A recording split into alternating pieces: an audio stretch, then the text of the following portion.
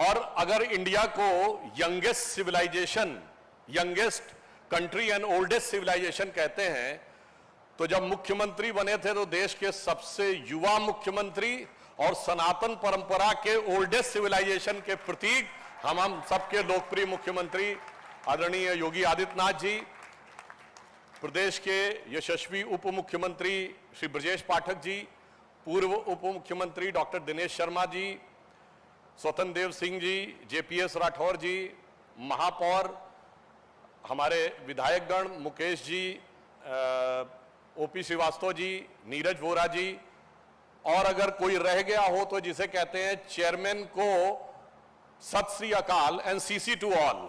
तो यदि कोई रह गया हो तो क्षमा के साथ कहना चाहूंगा सीसी टू ऑल। आज एक अद्भुत संयोग है कि हम डॉक्टर के.एन. सिंह जी और यहां की, मैं क्षमा चाहता हूं, मुख्य अधिष्ठात्री डॉक्टर मधुलिका सिंह जी, राहुल जी, रुचिका जी, आज डॉक्टर के.एन. सिंह जी की चौथी पुण्यतिथि है। 25 वर्ष आप इस संस्थान के सेलिब्रेट करने जा रहे हैं। इन 25 वर्षों में भारत कहां से कहां तक पहुंचा है। सन 2000 में जब 21वीं सदी के पहले सूरज की पहली किरण इस धरती पर पड़ी थी, तब हम अमेरिका का प्रतिबंध झेल रहे थे। बिल क्लिंटन मार्च 2000 में भारत आए थे, 5 दिन रहे थे, मगर 5 घंटे पाकिस्तान में जाके रहे थे।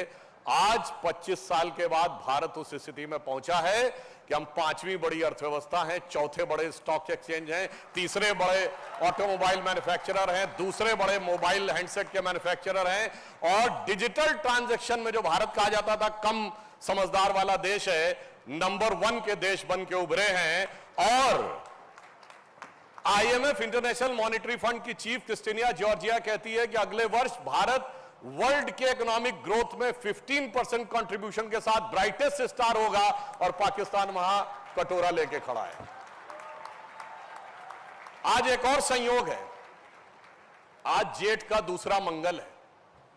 लखनऊ में जेठ के मंगल की बहुत अद्भुत मान्यता होती है, और आज ऑपरेशन सिंदूर के बाद का दूसरा मंगल है।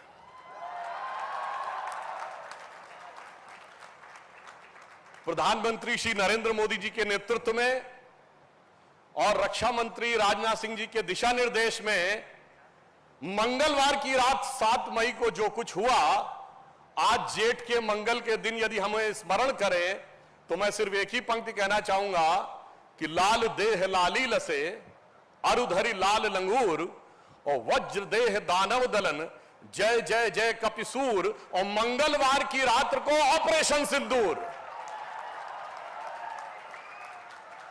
और उसके बाद पूरे विश्व में जो परिस्थिति हुई है, एक बहुत बड़ा पैराडाइम हमने जो ब्रेक किया है दुनिया में, वो ये है कि हम दुनिया के एकमात्र देश बने जिसने किसी न्यूक्लियर पावर नेशन के अंदर घुसकर स्ट्राइक करने की क्षमता और हिम्मत दिखाई है।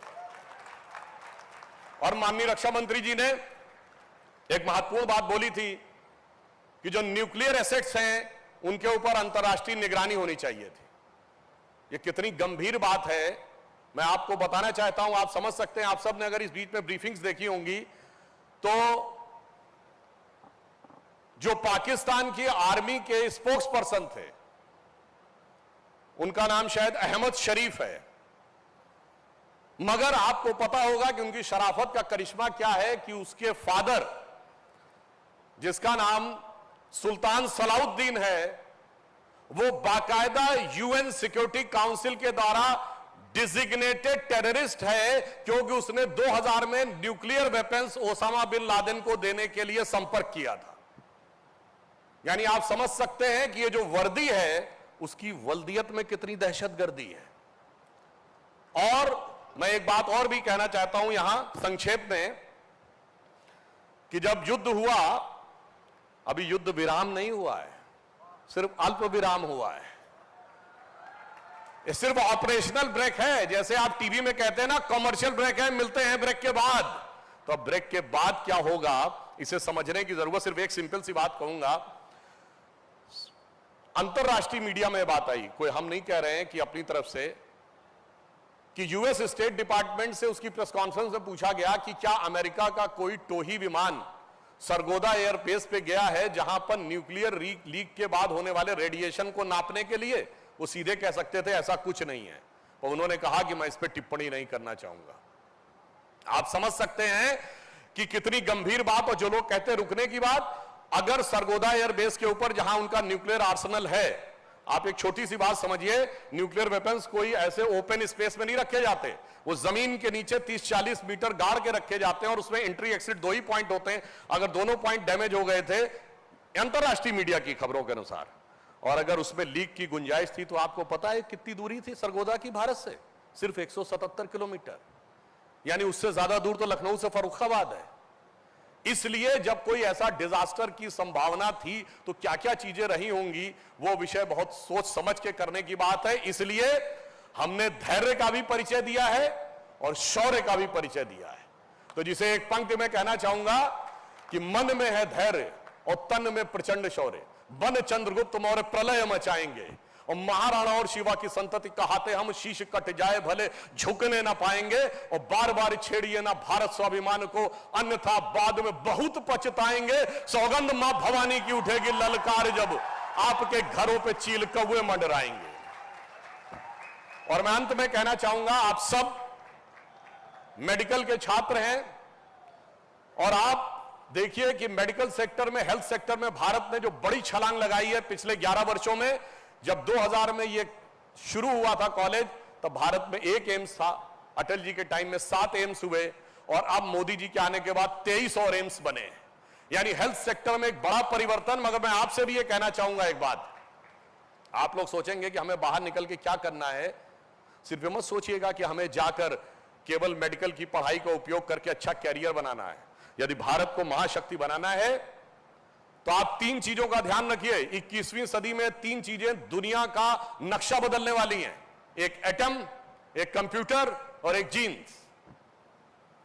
एटम के अंदर जो एटॉमिक एनर्जी है वो, कंप्यूटर के अंदर आर्टिफिशियल इंटेलिजेंस और क्वांटम कंप्यूटर का जो एरा रहा है, और जीन के अंदर आपने देखा कि कोविड वैक्सीन में जो वैक्सीनेशन हो रहा है उसके अंदर जीनोम सीक्वेंसिंग पे सबसे ज्यादा स्टडी हो रही। तो मेरा आप सबसे अनुरोध है कि आप genome sequencing, cellular microbiology, composite material, space technology, quantum computer जैसी नई चीजों में जाकर रिसर्च करिए, तब भारत को उस शक्ति से आप समृद्ध कर सकेंगे जो भारत का भवितव्य है। और इसलिए मैं अंत में कहना चाहूंगा कि भारत दुनिया में एक बहुत बड़ा हेल्थ हब बन के उभर रहा है।